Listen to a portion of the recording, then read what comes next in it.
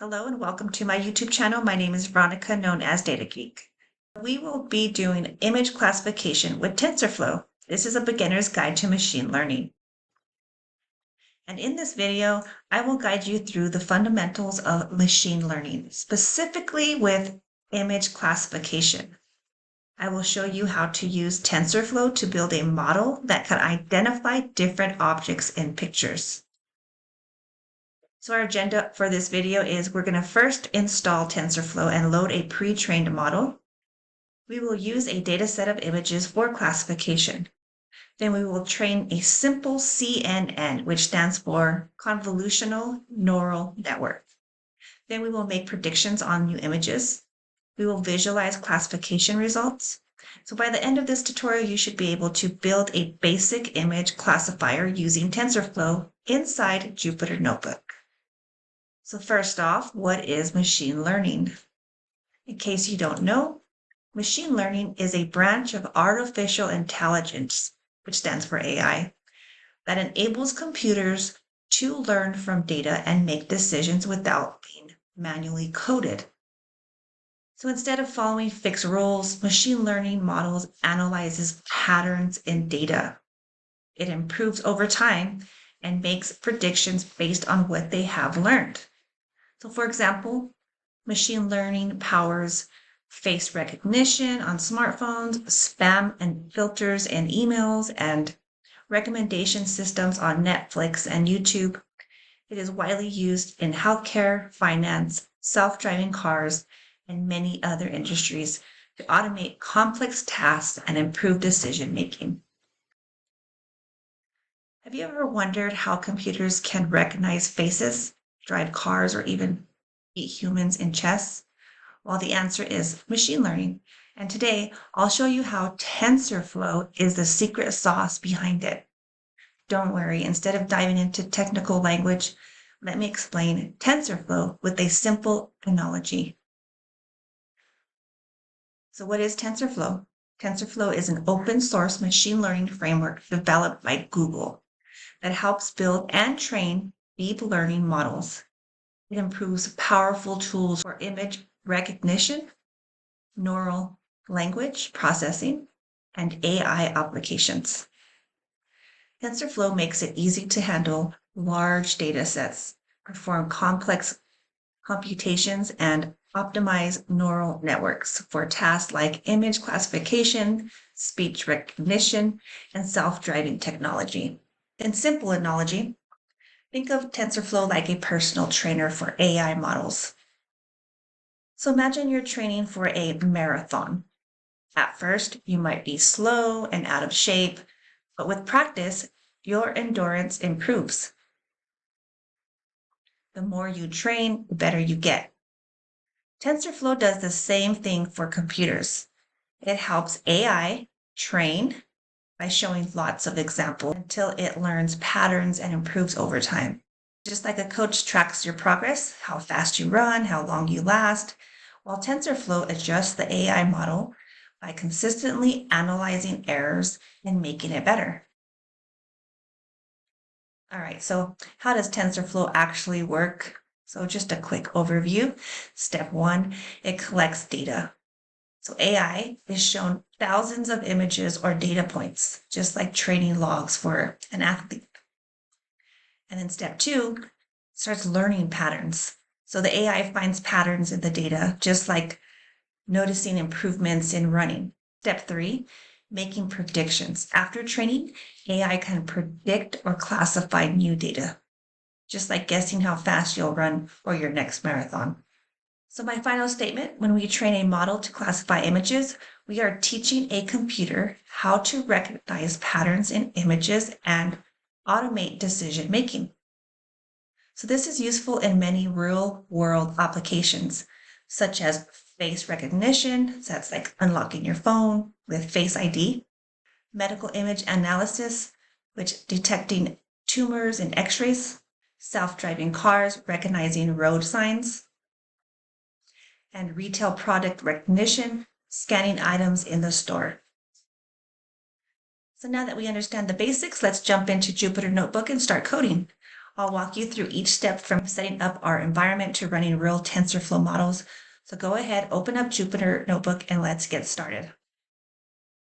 Okay, so here I am in my Anaconda Navigator. So this is what I use to launch Jupyter Notebook. If you want to learn how to download Anaconda Navigator, I will put that link in the description below.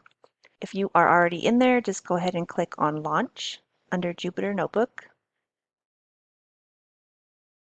Okay, so once you have your Jupyter Notebook opened, this is what you will be seeing, your files. Next, I will go ahead and click on New to open up a new workbook and put Python 3. And now you will see a blank cell here. So up here you can title or leave it untitled, whatever you'd like, but I'm going to go ahead and title this Machine Learning Classify Images with TensorFlow.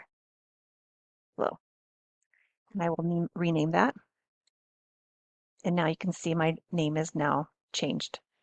So I will go with the step-by-step instructions. As you've seen my other videos, I like to do step 1, step 2, and so on and so forth. Go ahead and start with step 1, which is installing and importing required libraries. Now, instead of a code here, I'm going to go ahead and click there, the drop down, and put Markdown.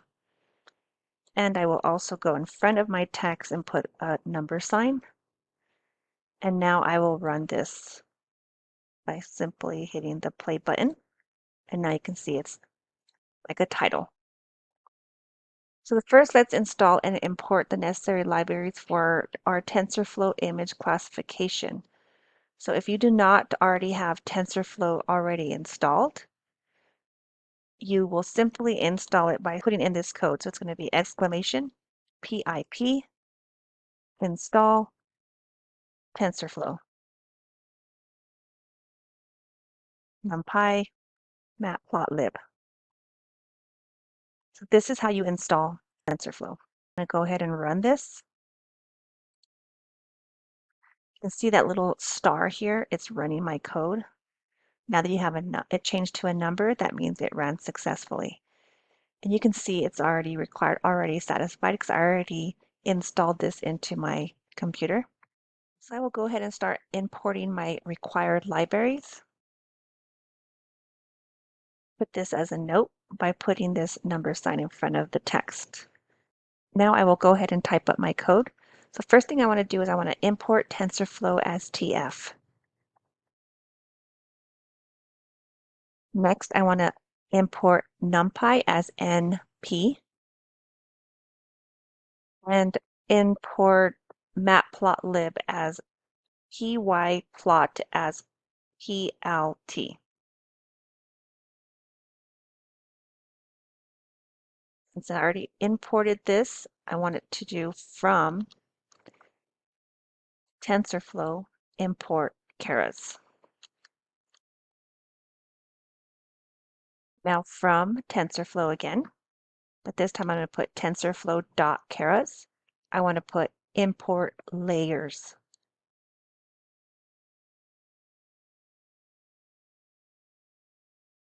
I put from. And next I wanted to do from TensorFlow.keras.models. I want to import sequential. Capital SEQUENTIAL, sequential. Now the last thing I want to do is I want to put a code to ignore any warnings.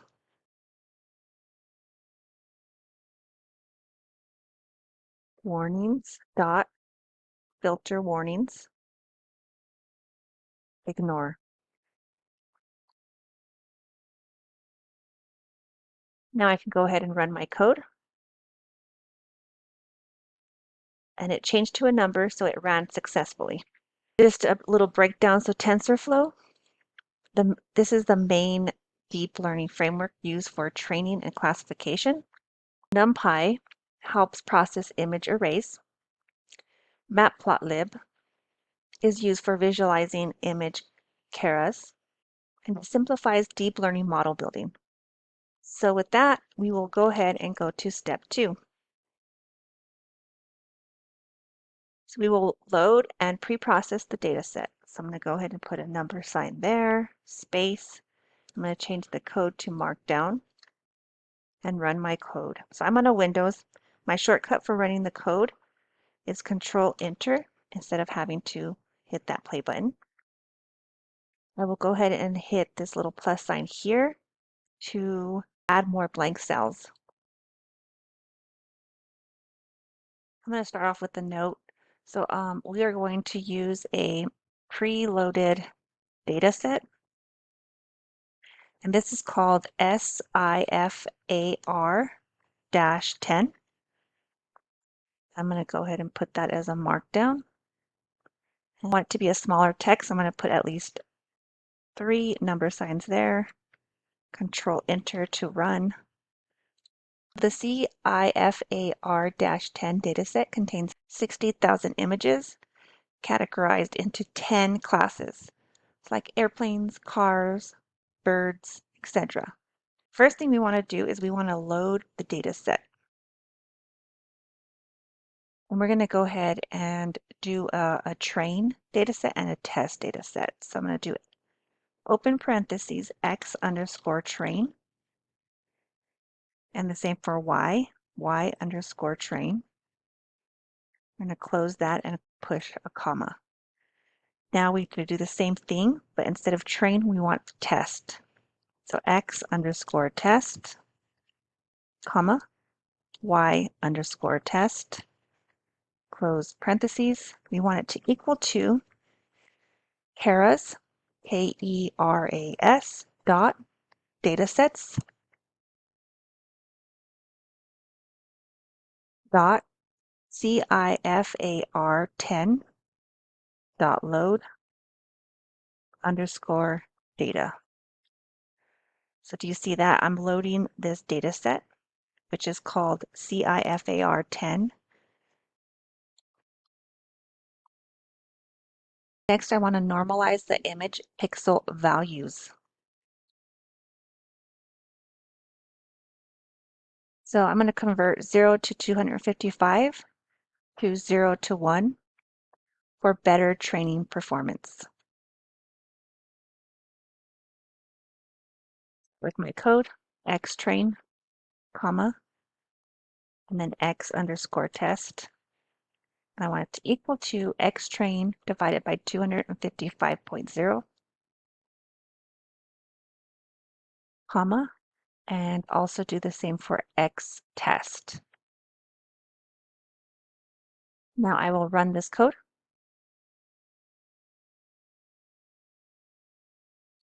Now you'll see a number here, so it ran successfully.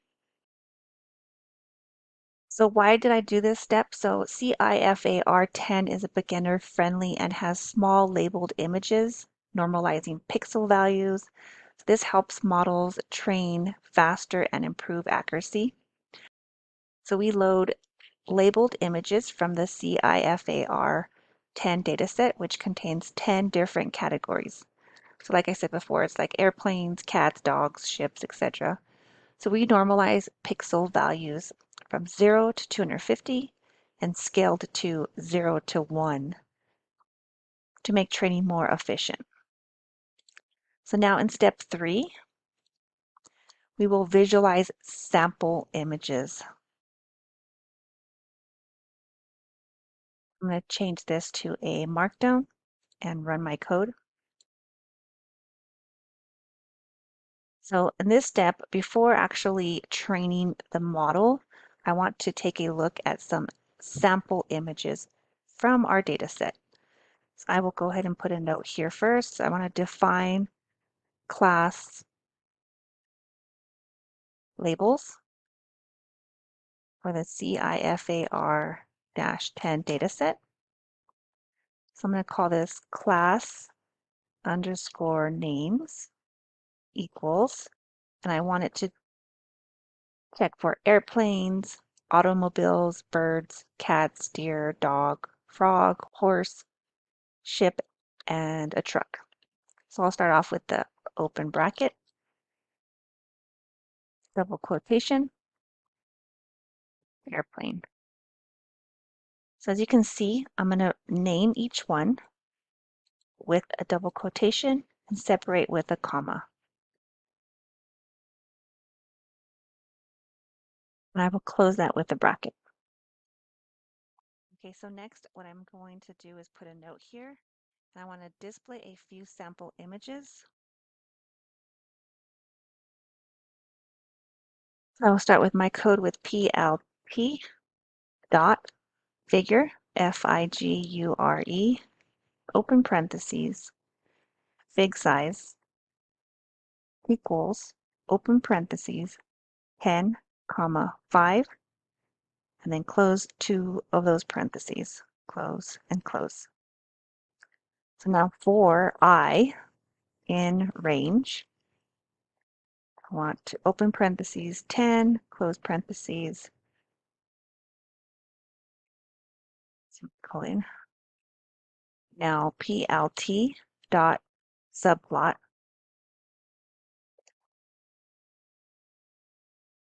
2, comma, 5, comma,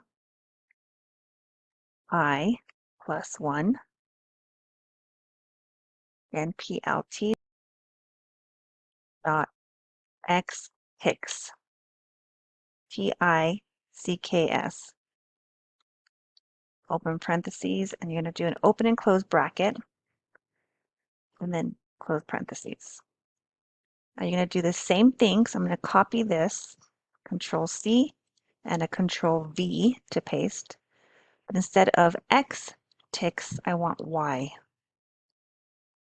So Y ticks, T-I-C-K-S.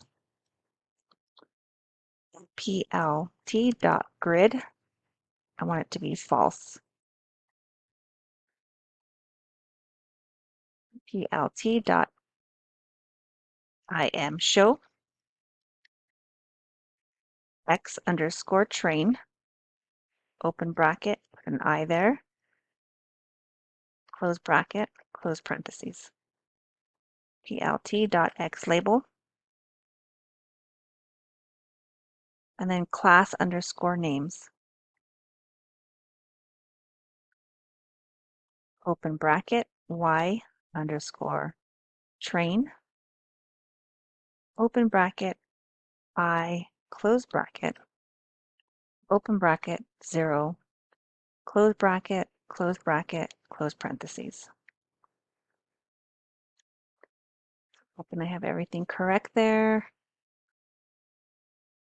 And now we will go ahead and put PLT.show, open and close parentheses.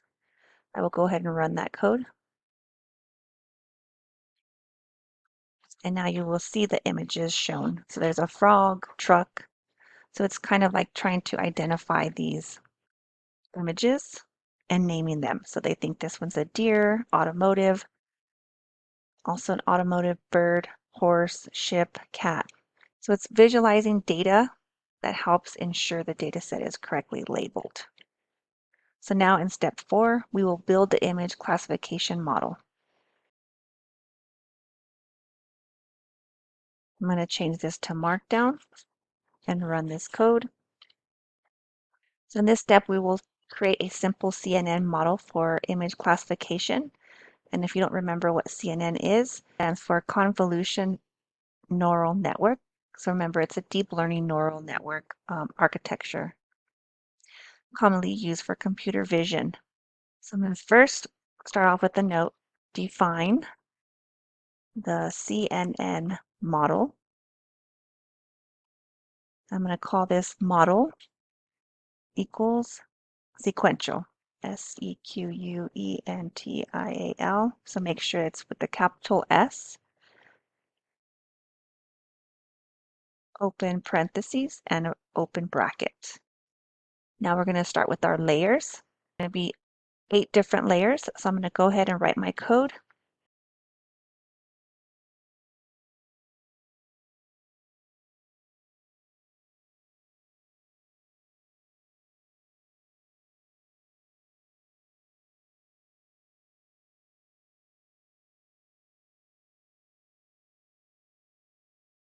So note here 10 output classes.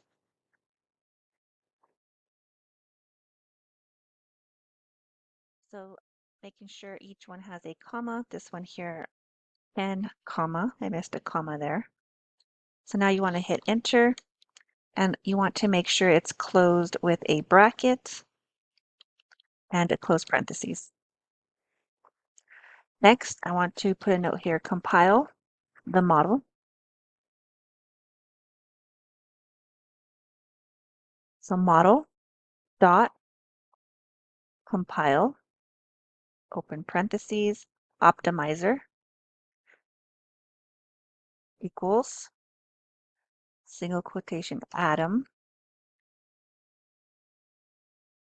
comma, and loss equals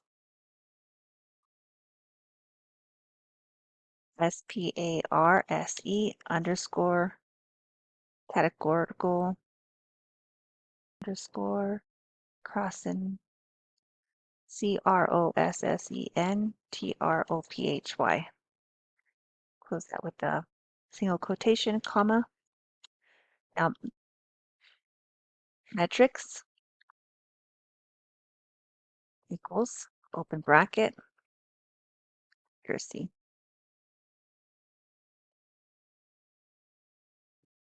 Bracket.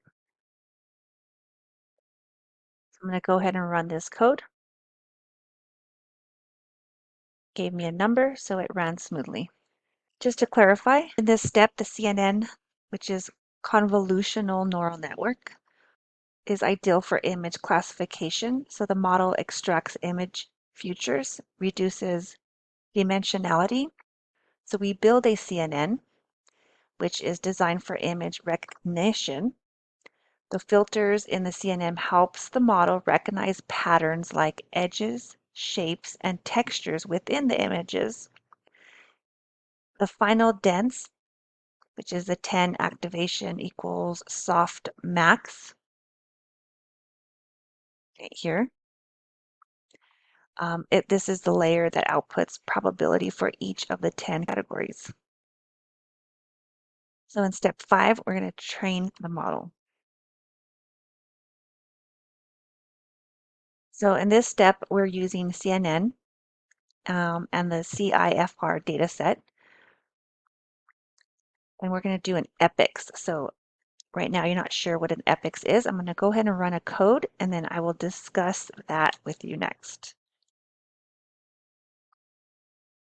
The code goes with history equals model dot fit. Now we're going to use the X train and Y train, and then epics will equal to 10.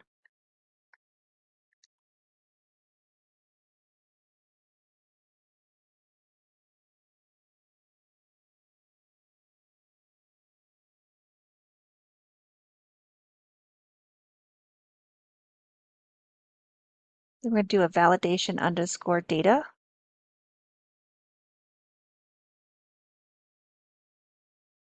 And again, we're going to do an open parentheses with X test and Y test.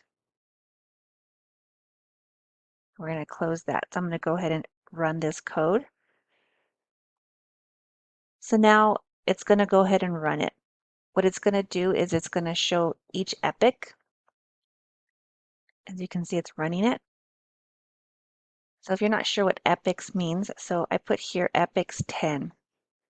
So in machine learning, an epoch refers to one complete pass through the entire training data set during model training.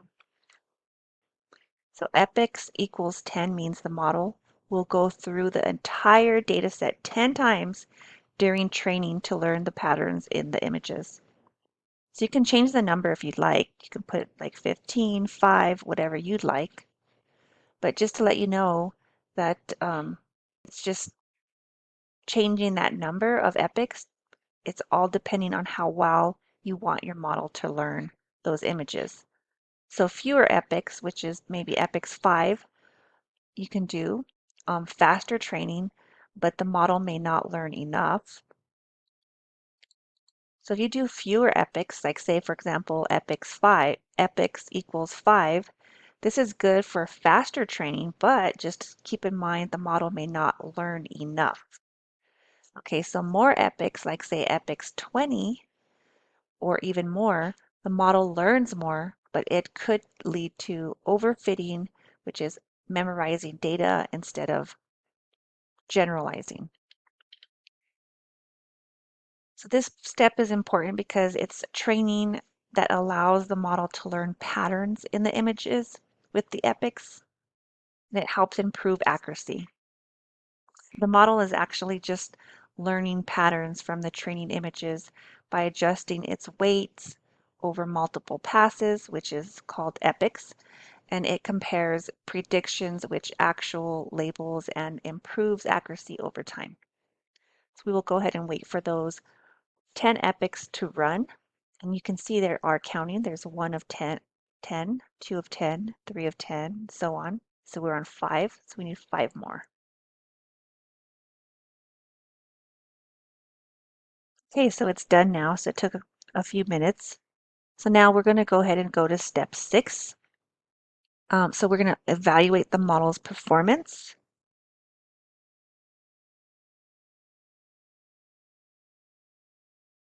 Add more cells here. So now that we trained the model, let's evaluate the model's accuracy on the test data. So we're going to do test underscore loss, comma, test underscore ACC equals. And we're going to do model dot evaluate. And we're going to do the X test and Y test. Close parentheses, and then we want it to print F, double quotation, and I want it to print out test accuracy. Curly bracket, test underscore ACC. This test ACC is what it's going to put out for us. And we want to times that by 100 to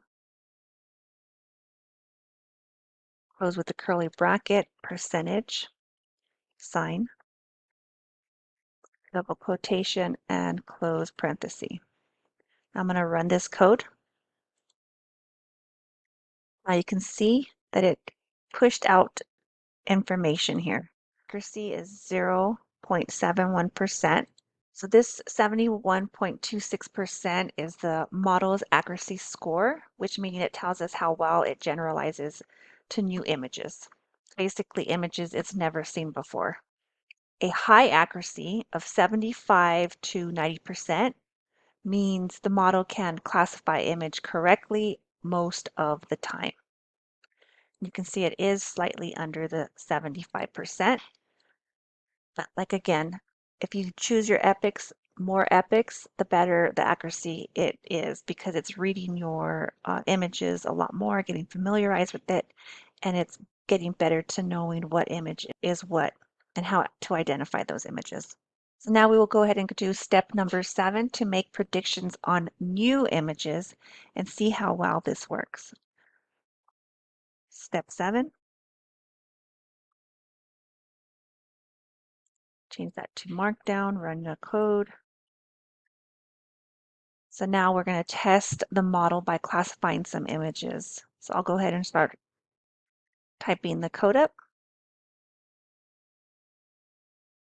So this code predicts first 5 test images. Now we're going to display the results, starting with this code.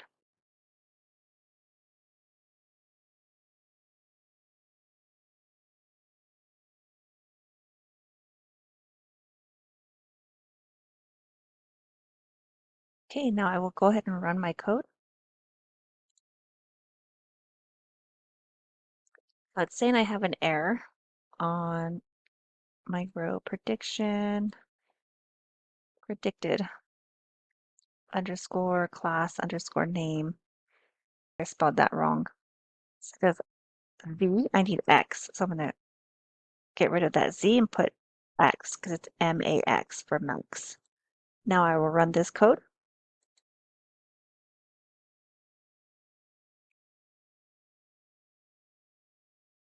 Now you can see that it's identifying each of these. So now it's saying this is a cat, this is a ship, this one's a ship, this one saying it looks like an airplane, but it could be a bird,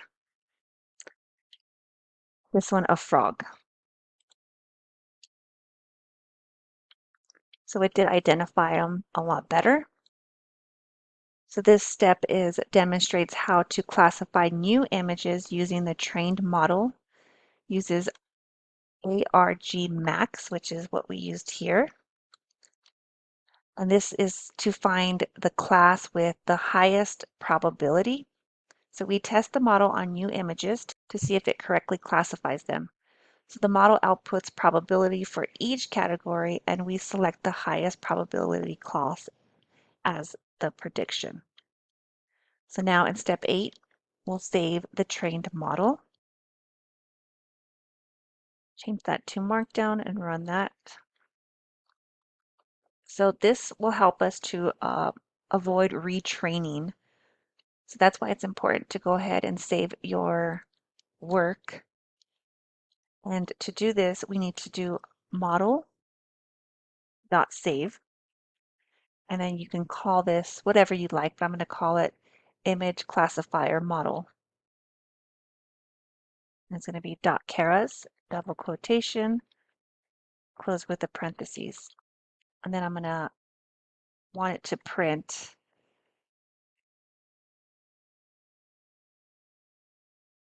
no wonder. Okay, I see something going on here. It's not turning color, so it's because I didn't put this as a double quotation. So you need this name here to be into double quotations.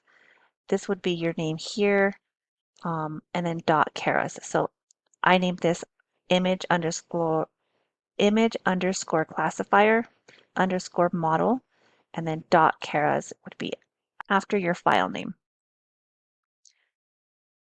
Then I want it to print model saved successfully.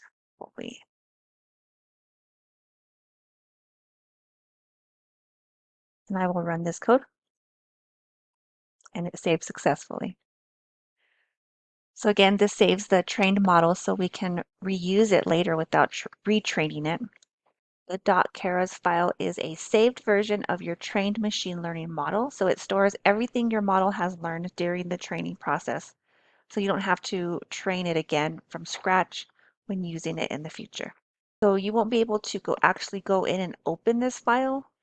So it's not like a text file like .txt or spreadsheet.csv. A .keras file is a binary file that stores the model's accuracy, which is the layers, connections, activation functions, the weights, and parameters. So everything the model has learned. Because it's a binary format, you can't open it, but instead you can load it back into Python when needed. So how do you do that? I can show you that step. So in case you want to go ahead and reload it, I'm going to put that note here. How do you reload a saved model? To use it for later, right? Okay, so I'm going to go ahead and put this into Markdown and run that. And again, add some cells here. So from TensorFlow, we want to import keras. So that is our libraries that we need. So I'm going to run that. And then next, I want to go ahead and load the saved model. So I'm going to call it model equals keras dot models dot load model. Then I'm going to go ahead and put the name of the file, which we named it up here. So I'm just going to copy that and paste it down here. And I did that by doing Control C and Control V. But again, I'm on all Windows, so Mac would be different. So I'm going to close that with the parentheses. Then I'm going to do another note here. I'm going to check the model architecture. And by doing that, I just need to do model.summary. Open and close parentheses, and now I will run this code. And there you go. So I just uploaded this file, a keras file, and there's this sequential, layers, output, parameters, so on and so forth. So now you have your information, and it brings back the trained model exactly as it was before you saved it. So you can now use it to classify new images without retraining the model.